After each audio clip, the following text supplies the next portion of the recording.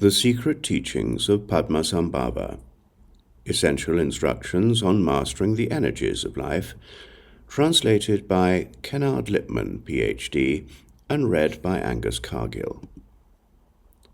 Translation of the Fivefold Essential Instruction. Homage to the Dakinis of the five families. I, Padma of Ujjain, shall give this essential oral instruction on the Dakini. 1. The outer level. First, the five external phases are earth, the process that creates solidity; water, the process that creates cohesion; fire, the process that creates temperature; wind, the process that creates movement; and space, the process that creates an open dimension. What is the cause of these five phases? First, space, which has been an open dimension since the beginningless beginning, and pristine awareness are indivisible. Pristine awareness denotes that aspect within the discerning capacity of the mind that has been there since the very beginning. In space, the intrinsic illuminating quality of pristine awareness is present as a spontaneous glimmering in five hues. Since no good or evil can be found in these, it is called primordially pure. Since it is primordial, it is called naturally complete. In this above-mentioned pristine awareness, samsara and nirvana cannot be found. If neither of these exists from the very beginning, it is meaningless to claim that pristine awareness comes about now as a result attained. Fire does not appear as something new when one puts a torch very briefly in water, and it continues to burn after taking it out again. Therefore, since going astray exists as pristine awareness from the very beginning, in the end, when going astray has been swept away, this is the essence of Buddhahood. The reason the five external phases come about is as follows. First, in the open dimension that is without a beginning, five hues arise through the presence of the creative energy of pristine awareness. Because an uninterrupted pure presence exists within this, the concretization of these five hues can come about. This activity of concretization is called wind. In reality, it is the creative energy of pure presence. Within this creative energy, the illuminating quality of pristine discriminating awareness is red, and by going astray into reification, the red of the fire phase arises. The metabolic capacity of the creative energy of pure presence can arise as the movement of this phase. The pristine awareness of fundamental sameness radiates as a yellow hue, and when this is reified, the earth phase arises. Then pristine mirror-like awareness arises as a white hue, and because this is reified, the water phase comes about. The pristine awareness related to activity radiates as a green hue, and because this is reified, the phase of wind arises. The phase of space remains the same as pristine awareness from the very beginning, and fundamentally does not undergo transformation. Since these hues, which are the intrinsic illuminating quality of pristine awareness, are concretized into a this, the phases of earth, water, fire, and wind arise. Wind refers to the fact that these are pervaded with the creative energy of pure presence. Because the four phases are pervaded with wind, wind produces the wind's power of lifting, fire's powers of heat and burning, water's powers of wetness and coolness, and earth's powers of hardness and the ability to provide support. When the five forms of pristine awareness are reified, The 5 phases are established as substances, and because they are fundamentally moved by the creative energy of pure presence, the creative energy of the phases comes about. By the combination of these phases, the environment of the perishable world system arises. It originates as follows. When the open dimension, which has been there from the very beginning, is reified, the mandala of wind originates. On this, water originates, and on this, earth. Fire is the creative energy of wind, and it pervades the other 3. This is the way the external phases come about. 2. The inner level. Now, the way sentient beings who are the inner life of the world originate is as follows. In the center of the double Vajra-shaped wind mandala, a slight warmth arises through the creative energy of pristine awareness. Because this heats up the water phase, vapor rises like smoke through a hole, and that vapor heats up the earth phase. Therefore, heat pervades all these phases. From the active aspect of the 4 phases, and from being mixed with the hues intrinsic to pristine awareness, 3 condensation spots of light appear. The gods, although they have no essence, arise from the first light. The 4 divisions of the realm of formlessness arise out of rays of this light. From this, the 17 states of the realm of form originate, out of the creative energy of pure presence when its own movement is reified. Then, further reifying this movement leads to the arising of the 20 states of the realm of the sensuous. Thus, although pristine awareness has always been present, innumerable sentient beings of the 6 life forms arise due to a lack of pure presence.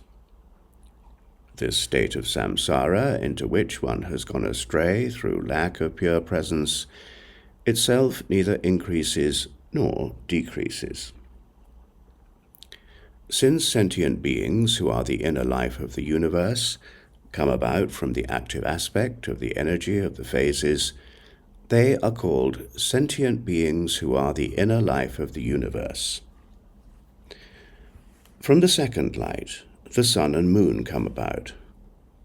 First of all, they exist in space because they come about from the active energy of the 5 phases and the luminosity of space. They are able to shine on everything because they are the creative energy of pristine awareness. They possess heat because they originate from the active energy of fire. Further, the sun is hot because it is the primary instance of the active energy of fire. The moon is cool because it is the primary instance of the active energy of water. The creative energy of these 2 makes them shine like the light from many stars. The phases are produced one by one and mutually assist one another in their functioning. Further, when the phases are producing each other one by one, as when they mutually assist one another in the spring, their activity is increasing. Therefore, daytime is longer and it is warmer. When the active aspects of the phases are equal, day and night are equal. When the phases are not equal, night is shorter because the power of one has increased slightly. When the phases then gradually act to restrain each other, their activity declines and days get shorter and cooler. The sun goes down because at a certain time the phases are dispersed, and then, having been reorganized by wind, they operate just as before. The changes of the moon and the stars are the same. Further, because warmth arises from the center of the double Vajra of the wind phase, it heats up the water phase. The vapor that arises from the water heats and pervades the earth phase. Heat arises by its own power through the active energy of the fire phase. For example, strongly rubbing two sticks together produces heat, which is like fire arising. The heat-pervaded vapor of the earth forms fog by rising into the sky.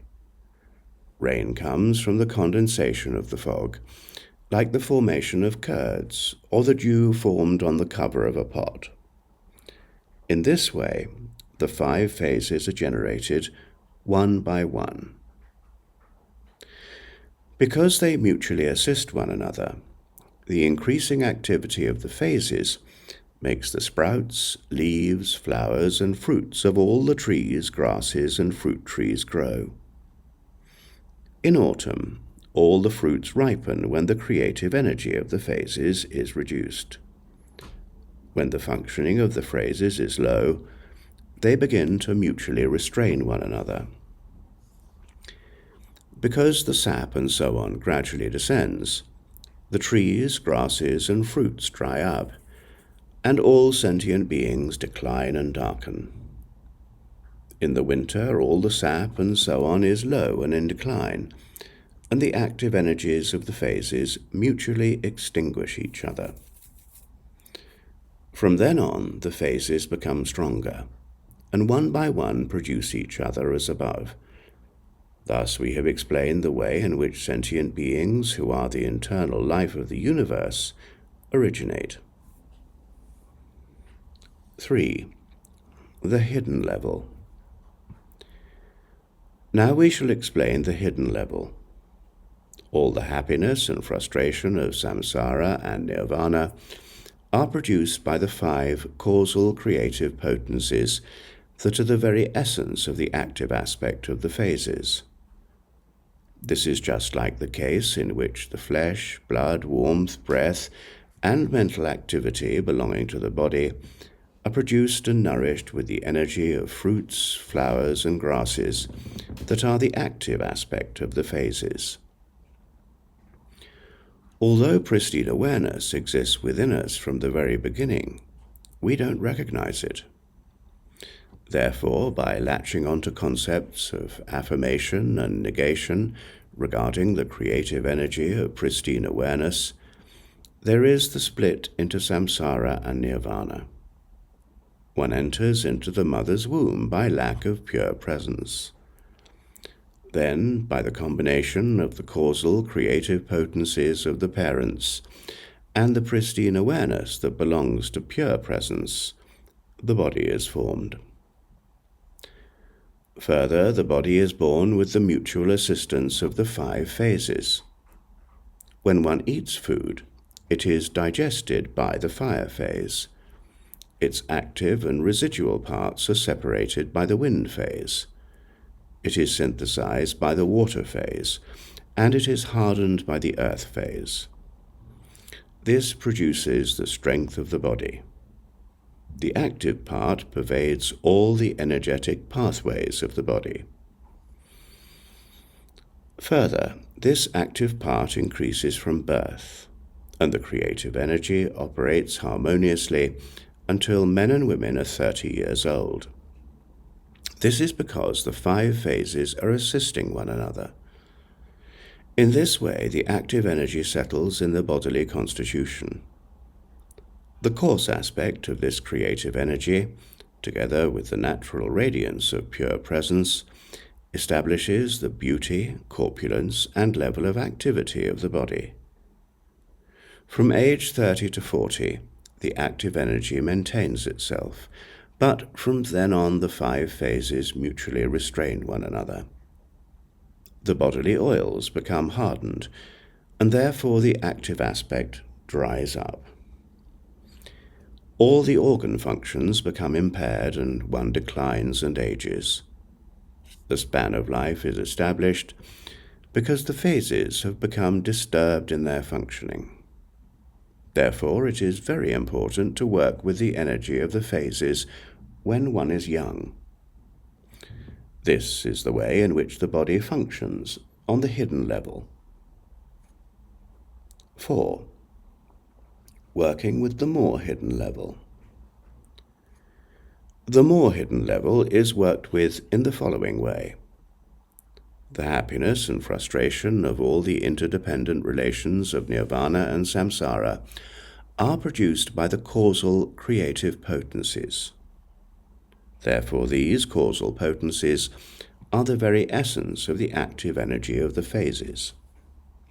Because the causal creative potencies are the basis of the existence of the creative potency of pristine awareness, it is very important to increase them and not impair them.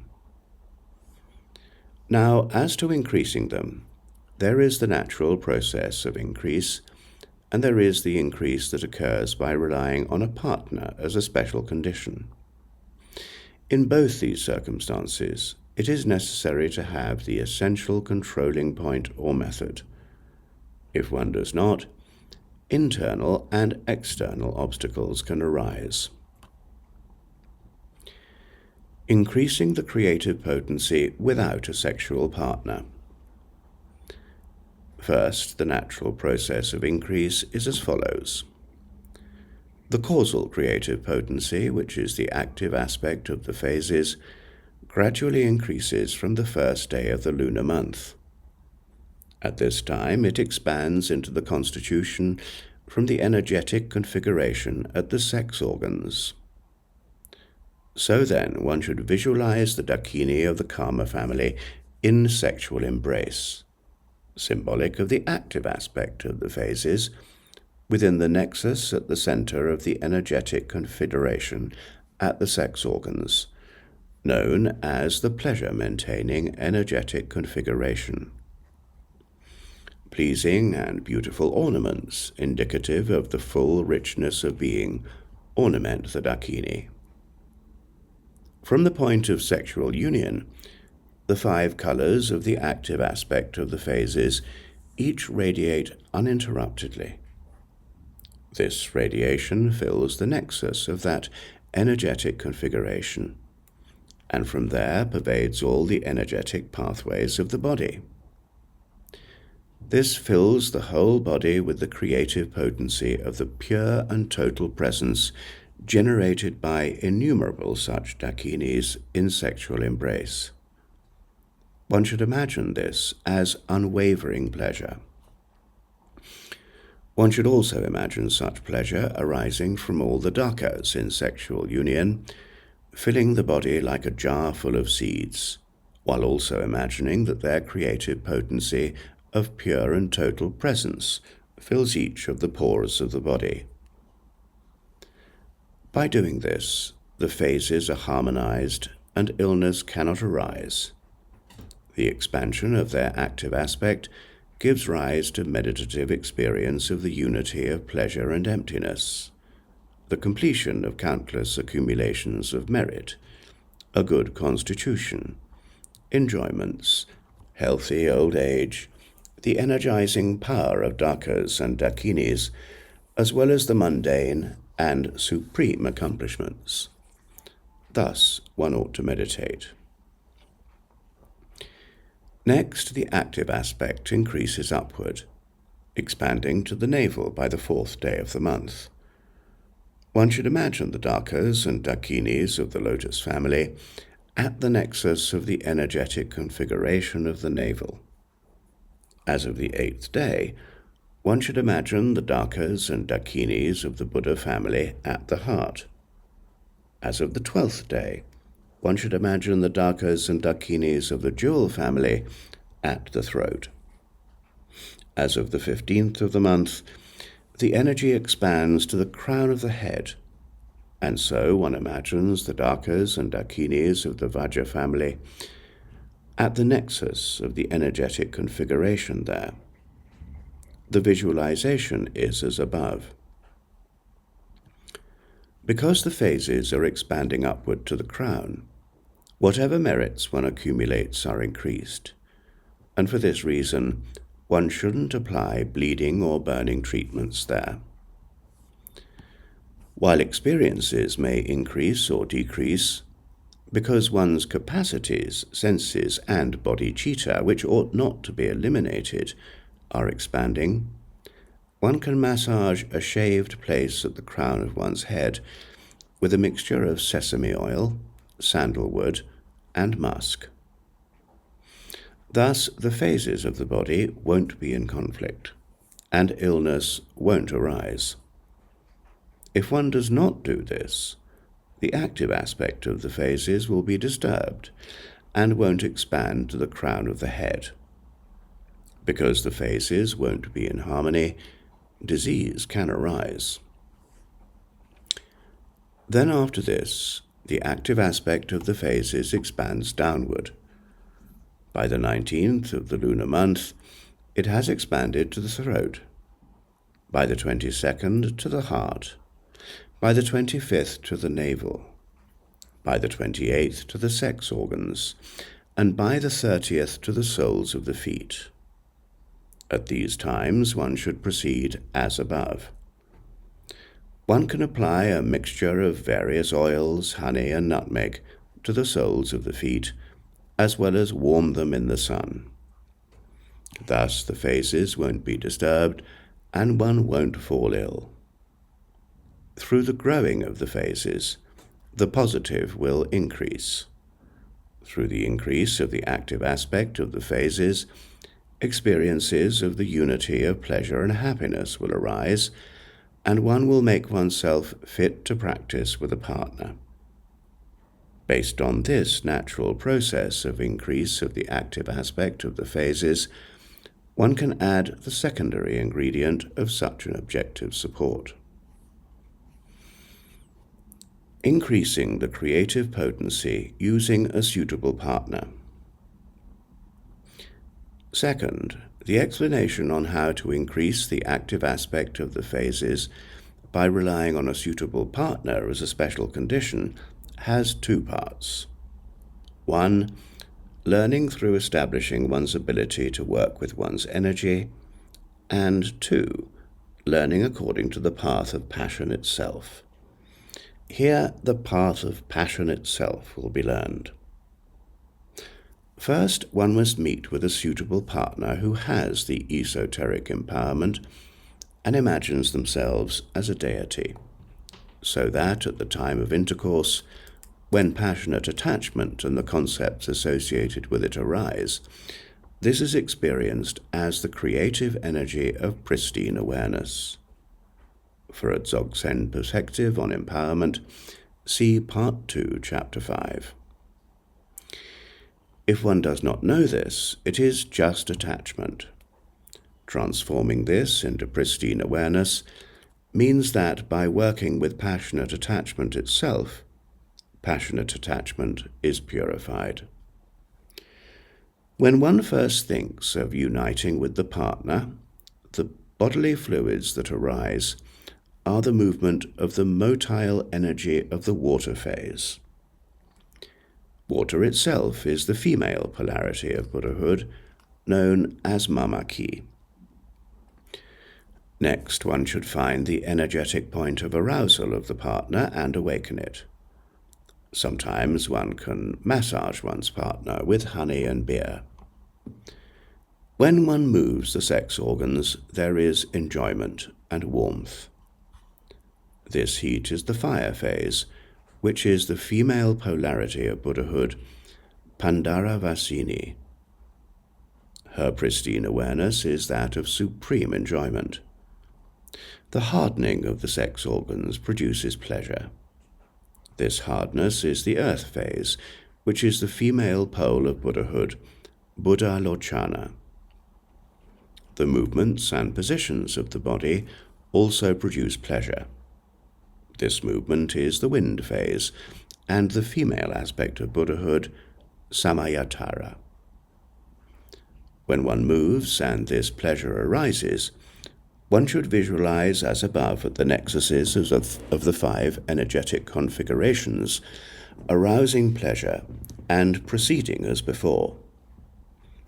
By doing this, the active energy of the crown flows down, generating the pristine awareness of enjoyment at the throat, the pristine awareness of supreme enjoyment at the heart, the pristine awareness beyond enjoyment at the navel, and the pristine awareness that in its very arising is primordially pure at the sex organs.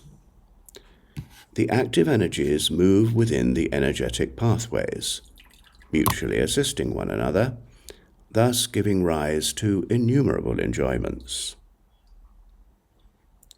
When one's creative potency extends down to the navel with the accompanying pleasure, it is necessary to return it upward. One can say "hik" 3 times. Imagine it going back up, roll the eyes upward, apply the hold of pulling up from below and pressing down from above, touch the tongue to the palate, contract the toes, press the thumb with the ring finger, press the 2 middle fingers together firmly, and direct one's awareness to the crown of the head. In this way, it is impossible not to retain one's creative potency. Then one can generate pleasure again, and if one cannot retain it in this way, one can press the 0.4 finger widths from the base of the sex organ with one's right ring finger.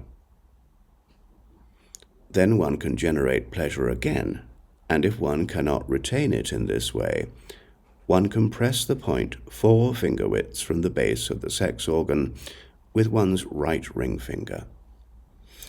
Thus there will be no outflow, even though the creative potency is completely in the sex organs. One returns the active aspect of the energy thus retained upward and scatters it through the eyes. Some claim that the energy is returned upward through the contributory condition of an object of concentration, such as the pupils. This is not so. The unique controlling point is the utilization of the active aspect of energy and mind together. Doing this, one stores the active energy within. At the time of retaining the active energy, relax the mind in a state beyond concepts. In this way, holding and scattering can happen at the same time. This is very profound. In general, there are 16 aspects of creative potency. There are 8 forms that are returned upward from the sex organs, even though there is no action of holding. These are known as the active aspect that generates the bodily constituents and life energy. Therefore, until one dies, they remain in the body. At the time of death, they do not remain, and there is death. There are 2 forms that are the residual part of the creative potency: that which is not returned upward, even when one tries to return it upward, and that which is not retained even when one tries to retain it. These are the sexual fluids that are generated at the time of passionate attachment. It is like cow's saliva. There is no benefit or harm in it whatsoever. There are 6 aspects of creative potency to be retained in the practice of passion.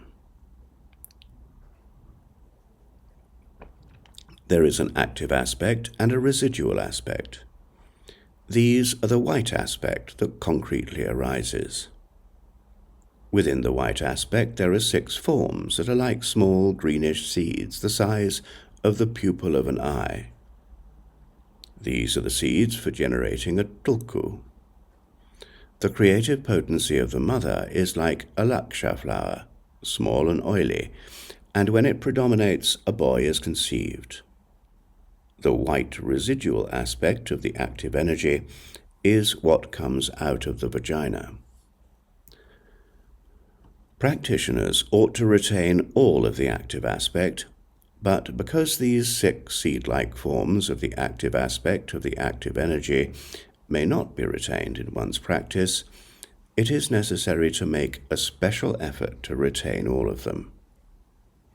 All of a human being's highest capacities come from these 6 seed-like forms. The white residual aspect of the active energy merely produces the fleshy parts of the body. The causal creative potency, which is the active aspect of the 4 phases, is present within all the definable and indefinable pathways of energy radiating from the 5 energetic configurations through the special condition of contact with a sexual partner. This gives rise to pleasure. The active aspect of the 4 phases is the creative activity of the movement of pristine awareness inherent in pure presence. This movement is all-pervasive. By making the phases mutually support one another, the creative potency gradually moves to the energetic configurations from the brain. When it arrives at the sex organs, pleasure subsides and the phases are harmonized. At this time, when one uses a visualized object to retain and return the creative potency, it coils up into a form at the place of one's visualization. If one does not harmonize the active aspect of the energy of the 4 phases, illness arises. Therefore, as long as the potency has not reached the sex organs from the brain and right-hand pathway, one should visualize the 5 energetic configurations as above. This harmonizes the power of the phases, increases their active energy, and prevents illness from arising. By relaxing the mind in a state beyond concepts and bringing the creative potency to the sex organs, the creative potency will go to its natural place. Therefore, the highest capacities will be found within this great pleasure. This pleasure is immeasurable, and it will increase the active aspect of energy. Stable and pure states of concentration will arise, and through these states, the joyous, pristine awareness of contemplation will also arise. The active energy will gradually fill the 4 energetic configurations, and one will realize various common accomplishments, such as the 8 great siddhis, Sanskrit. The supreme accomplishment of contemplation that unites pleasure and emptiness will arise, and when one teaches the 6 realms of sentient beings, the highest capacities of Buddhahood will be complete. Pristine awareness will be stabilized. The impure dimension will fade into Buddhahood. If there are some errors in the wording here, intelligent people ought to investigate them. With this instruction, may the path of passion be learned and the active energy of one's phases increased and protected. This is the instruction on experiencing the more hidden level. 5. The final stage. How to heal illnesses by harmonizing the phases. Now the explanation of working on the final stage. Illness comes about in our body, which is produced from the active aspect of the 4 phases, as follows. The causal creative potency of the components of the body is mixed with the active energy of the phases and is found in each. Therefore, these are completely pervaded with movement, which can be shown to produce illness through the 6 contributory conditions. When passionate attachment is the contributory condition, warm disease arises. Because the power of fire and wind increase when this warmth arises, the phases are disturbed and there is illness. Further, when anger and unhappiness act as a motivating cause, wind arises, thereby increasing their power. Once again, the phases are disturbed and there is illness. Dullness, acting as a motivating cause, generates phlegm and cold.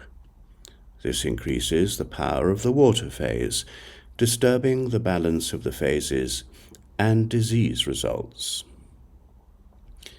Illness comes about whenever the disharmony becomes great enough.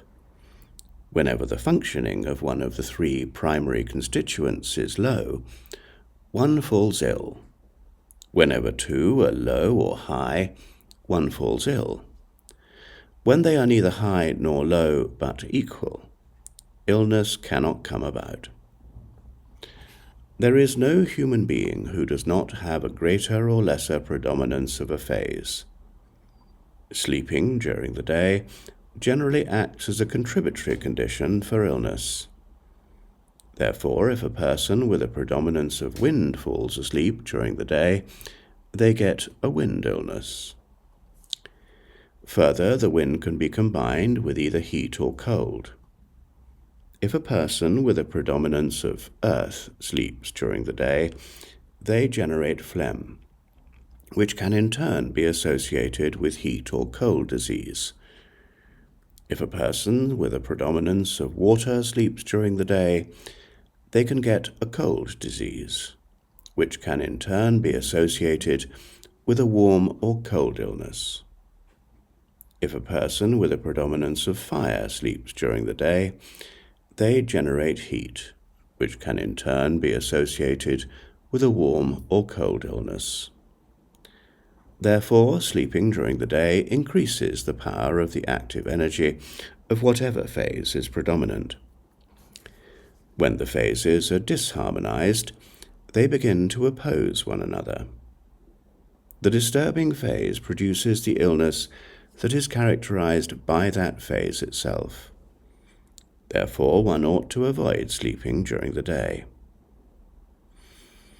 Improper eating and behavior, which disorders the phases and leads to illness, also should be eliminated. In general, obsessing over thoughts associated with the conflicting emotions disturbs the active energy of the four phases. Because this generates illness, one ought to neutralize them in the fundamental dimension of embodiment, rather than letting any of the five poisonous conflicting emotions that have arisen become habitual. Further, because the active aspects of the four phases are based on the proper functioning of the stomach, when these are disturbed, they dry up and generate all illnesses. Therefore, the palpable warmth of the radiance of fire, symbolized by the lotus Dakini and sexual embrace at the center of the generative and energetic configuration at the navel, grows faint. By concentrating on this, the active aspect of the four phases in the form of fire arises from the point of sexual union, and one thereby can imagine that this fills all the pathways radiating from the energetic configuration at the navel. The movement associated with the active aspect of the four phases as a whole generates the heat of the stomach, and because of this, one cannot be harmed by any illness. Also, in the case of warm disease, from the point of union of the cool, white, water-like Vajra Dakini and sexual embrace at the hub in the center of the energetic configuration of bliss at the crown of the head, the active aspect of the phases descends in a water-like form. One should imagine that its coolness descends into all the energetic pathways.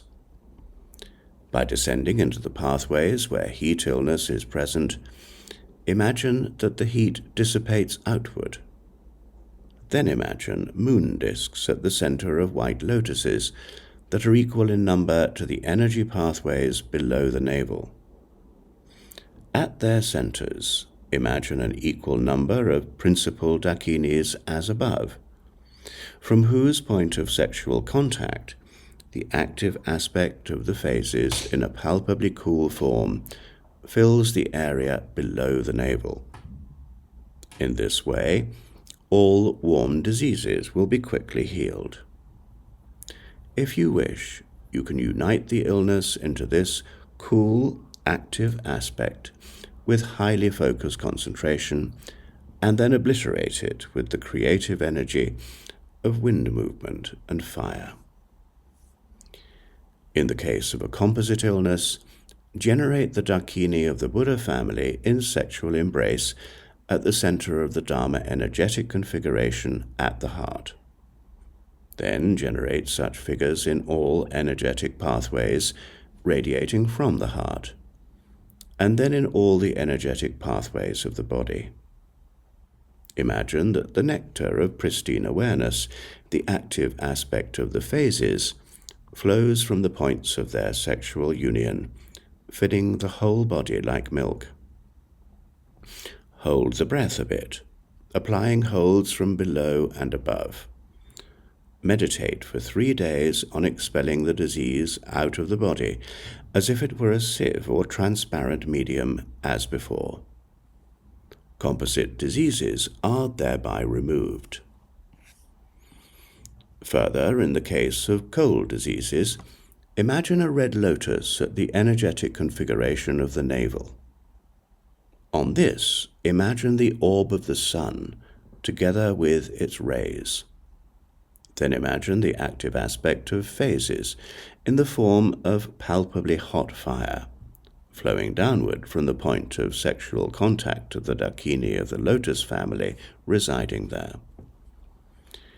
Imagine that the space below the navel is filled with a circle of fire turning to the right. Breathe fiercely to make it rotate. In this way, all cold illnesses are removed.